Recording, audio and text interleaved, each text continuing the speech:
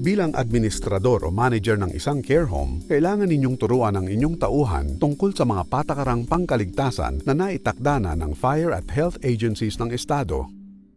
Kailangang may emergency plan ang lahat ng mga care homes. Kasama sa plano ang mapa para sa emergency evacuation, kagamitan ng pang-emergency at mga patakaran. Tinutukoy ng plano ang mga tungkulin at responsibilidad ng mga tauhan. Mayroon kayong mga kagamitan sa care home na makakatulong para protektahan ang sarili at ang mga residente. Tandaan, nagsisimula sa maliit ang malalaking sunog. Masusugpo ng fire extinguisher ang maliit na sunog bago ito lumaki. Maglaan ng panahon para pag-aralan ang paggamit nito. Aabisuhin kayo ng mga smoke alarm at pull alarm na matatagpuan palibot ng care home kung posibleng may sunog at bibigyan kayo ng sapat na panahon para kumilos at lumikas kung kinakailangan. Hindi automatikong tumatawag ang alarms na ito sa fire department. Kailangan kayo mismo ang tumawag sa 911. Tingnan ang petsa sa smoke alarms. Kung 10 taon na o mas luma pa ito, kailangan ng palitan.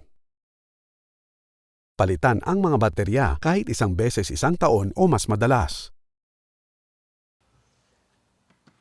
Subukan buwan-buwan ang mga smoke alarm.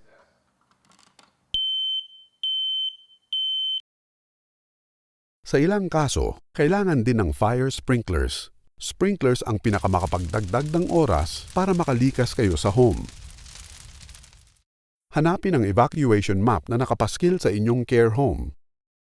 Ipapakita nito ang 2 direktang labasan ng bahay. Mag-ensayo sa paglikas sa 2 labasan. Mas mabuti na markahan ang tagpuan sa labas na nasa harap ng care home. Alamin kung nasaan ang fire doors at kung paano gumagana ang mga ito. Tukuyin ang mga ito sa evacuation map. Solid core na pintuan ng fire doors at may smoke gasket sa itaas at bawat tabi. Kapag maayos ang pagkakasara at pagkakakandado, nakakadagdag ng oras ang fire door para makalabas kayo ng bahay. Kailangang katabi ng residente ang wheelchairs at kailangang kagamitan at handang magamit ang mga ito. Magbigay ng pang-emergency na contact information sa lahat ng mga residente, mga administrador ng care home at emergency agencies. Magtabi ng kopya sa isang ligtas na electronic format para makuha ito matapos lumikas. May mga karagdagang hakbang kayong magagawa kapag iniutos sa inyong lumikas mula sa inyong komunidad. Halimbawa, kailangan ninyong maghanda ng go kit para sa bawat residente. Dapat itabi ang mga kit na ito sa madaling mapuntahang lugar at dapat manatili sa residente habang lumilikas mula sa komunidad.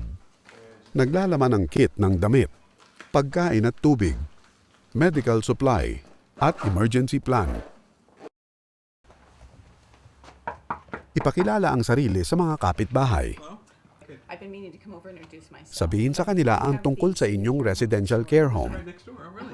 Ipakilala ang sarili sa pulis. Ipakilala ang sarili sa fire department. At pati na rin sa emergency response team ng lokal na komunidad. Kailangang alam nila ang tungkol sa lokasyon ng inyong care home bago pa magka-emergency. Hinihikayat namin ang lahat na maglaan ng panahon sa pag-iensayo ng paglikas. Mag-ensayo kasama ang iba pang tauhan o mga malalakas pang adults. Mag-roleplay para maunawaan ang pakiramdam ng isang residente. Habang may drill, posibleng madiskubre nyo ang mga sagabal o mga problema sa paglalabas ng mga residente sa home. Gawin ang makakayanan para malutas ang mga problemang ito. Alamin kung saan ang tagpuan. Magbalik-aral tayo. Pag-aralan ang tungkol sa life safety tools na nakapwesto na. Subukan kung gumagana ang smoke alarms. Palitan ng mga baterya kahit isang beses sa isang taon o mas madalas. Pag-aralan kung paano at kailan dapat gumamit ng fire extinguisher. Fire sprinklers ang nakapagbibigay sa inyo ng oras na makalabas. Alamin kung paano kayo lilikas. Alamin kahit 2 paraan lang ng paglabas sa bahay. Alamin kung saan ang inyong tagpuan. Makipagkilala sa mga kapitbahay. Posibleng sila ang nariyan para tumulong kung may emergency. Ipakilala ang sarili sa mga lokal na ahensya para sa emergency response at mga voluntaryo.